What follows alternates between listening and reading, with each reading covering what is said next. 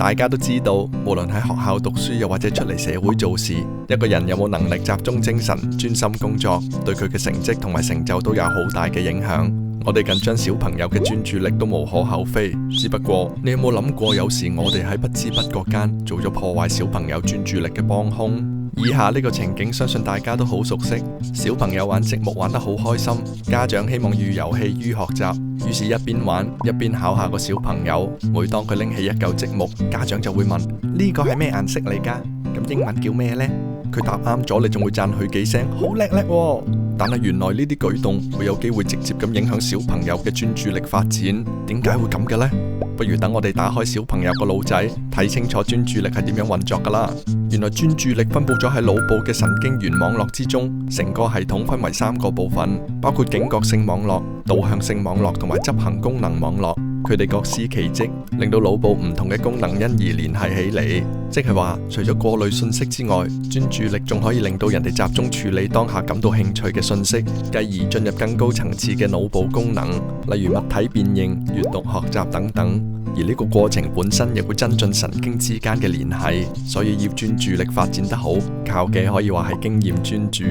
不過好多時我哋都將着眼點放咗喺認知能力、學術能力嗰度，於是每當我哋見到小朋友喺度玩，我哋一有機會就會不停咁考下佢、教下佢。你以為咁樣會令佢哋學多啲嘢，但係其實反而會令佢哋失去經驗專注嘅機會。蒙特梭利教育法嘅始創人 Maria Montessori 就曾經指出，當小朋友展現出對某樣事物嘅專注嘅時候，無論大人係讚賞、協助，甚至淨係喺側邊望住佢哋，都有機會破壞小朋友正在形成嘅專注力。將心比己，我哋返工嗰陣，老闆喺你隔籬急住你做嘢，你都會周身唔自在，集中唔到精神啦。你或者會話：唔通佢玩緊嗰陣我就一句嘢都唔講得？梗係唔係啦，只不過係介入嘅時候都要睇時機，因為一個人能夠持續專注嘅時間始終有限，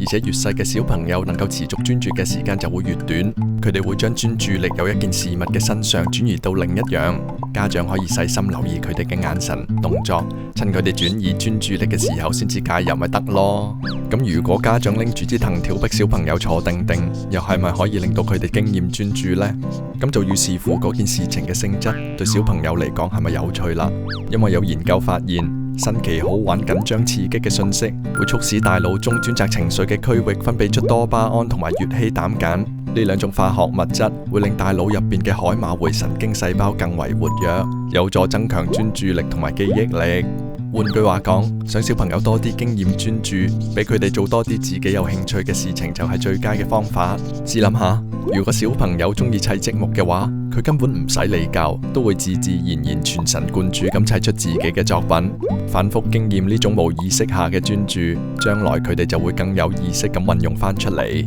當然，仲有好多其他因素都會影響小朋友嘅專注力，例如佢本身嘅性格、腦部發展、基因、外在環境，甚至佢當日嘅狀態同埋情緒。呢啲因素有機會我哋再同大家深入探討。如果大家對呢個課題有咩意見，歡迎喺留言區同我哋交流一下。